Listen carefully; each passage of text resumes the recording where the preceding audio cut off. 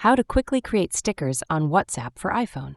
Hi everyone, welcome back. In today's video, I'm going to show you how to quickly create custom stickers on WhatsApp using your iPhone. It's super easy and fun, so let's dive right in. First, launch WhatsApp and open any chat where you want to send a sticker. Tap this sticker icon in the message bar. Tap the Create option. Then the photo library will appear on the screen. Select an image from your gallery or take a new photo.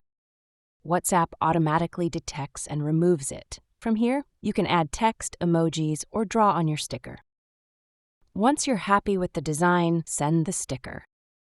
After sending the sticker to the chat, your sticker will be added to your sticker collection and ready to use in chats.